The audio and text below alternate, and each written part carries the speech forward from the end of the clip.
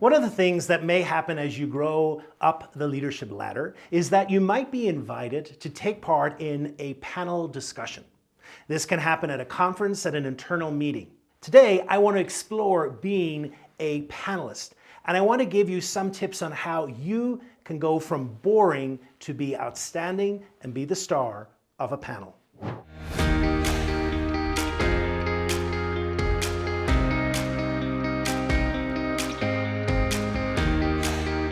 So you got the invitation. Hey, will you be a panelist at the next conference? And very often we might think, well, there's not really much I can do. I just have to go there, sit down, show up, answer some questions. And you couldn't be further wrong from the truth. Being a panelist is something that is a great opportunity to show your leadership and to shine. Today, I want to offer you 12 tips to make sure in your next panel discussion that you're a star. Tip number 1, know the audience. Who is it you are speaking before? Who is going to be part of the audience? What are the experiences they have? What are some of the things that they're looking for? And this may require you asking either the moderator of the panel or doing some research yourself, but really trying to find what's the conference about, what specifically is this panel trying to achieve, and what might be some of the concerns that are going through the audience's head that you might be a solution for.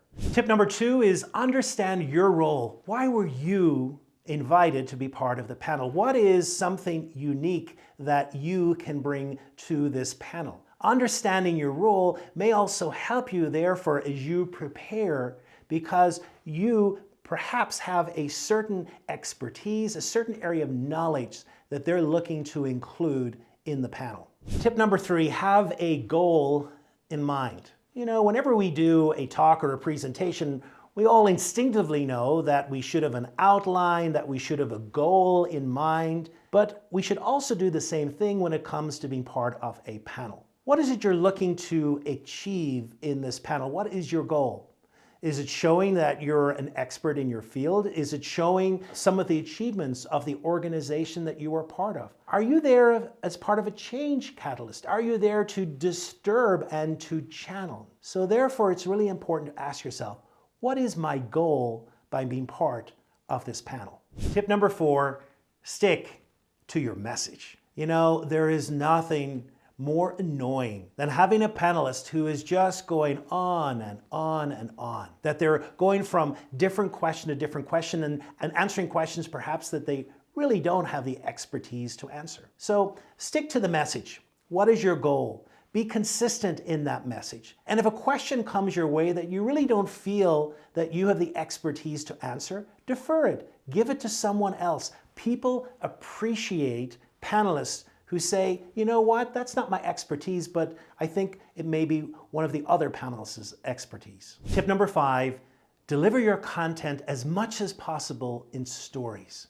Stories are memorable. Stories are a wonderful delivery vehicle for ideas. So when you reflect upon some of the content that you wish to share in the panel, can you think of some experiences? Can you think of certain ways that the work you've done has impacted other people, and is there a way of telling that story? Because if you can tell a story and deliver an idea in that story, when people leave that room, it's the story that they'll remember, not necessarily the percentages or the facts.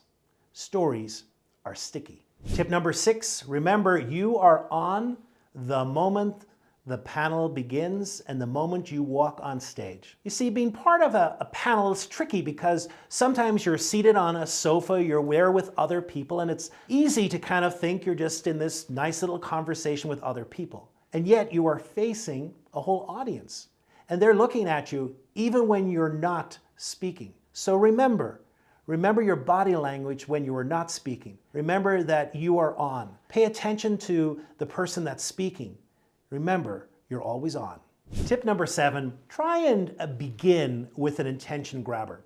Now, in most panels, the panelist or the interviewer is going to have a number of set questions. They normally are at the beginning. So most panels that you'll be part of, you already know what the opening question will be. So think about that. Start with an attention grabber. Here's why that's important.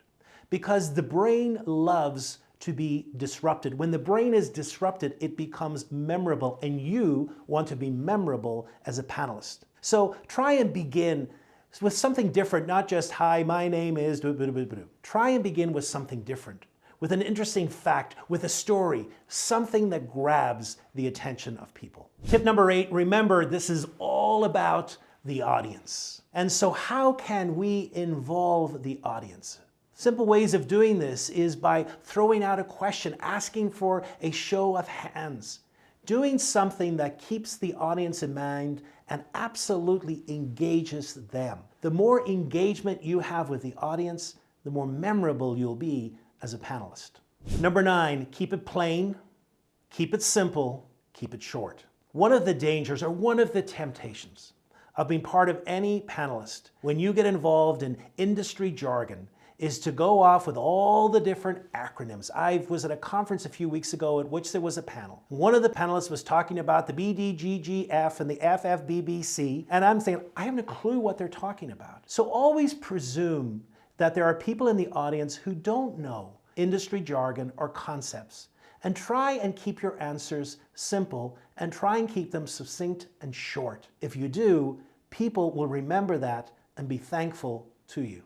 Number 10, listen to the other panelists. You know, the danger is that we're constantly in this mindset of trying to anticipate what our answer will be to the question just in case the moderator picks us. But if we're doing that, we're not listening to any other part of the conversation, and being part of a panel is kind of like a conversation. So try and listen to the answers that another panelist has given, and then when it comes to you, try and include them, try and have some callbacks to things that they have said. That leads to a more impactful experience for people in the audience and makes you more memorable.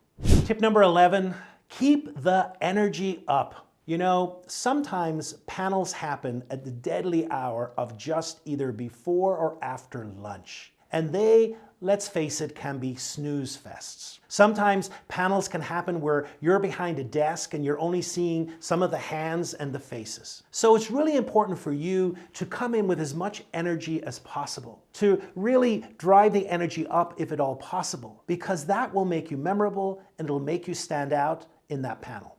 And finally, watch your body language. Remember before I said that you're always on, and that includes your body language as well. Do you look as if you want to be there? Do you look friendly? Are you smiling? Is your body language open? Are you using gestures? Gestures are incredibly important because the research shows the more gestures we use, the more competent people think we are, and the better able we are to remember our content and for people to absorb the content as well. So watch yourself, not only when you're speaking, but also when you're not speaking. Mind your posture. Don't slop over the couch. Mind scratching your face and all the other parts of body language. Remember, people are always looking at you in the way you comport yourself with your body language.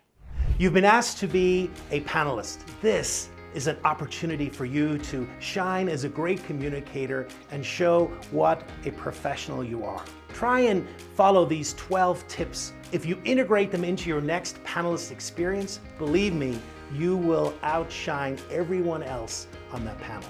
And if public speaking is something you fear, then why not watch this next video when I talk about the fear of public speaking and give you some wonderful tips on how you might overcome that fear.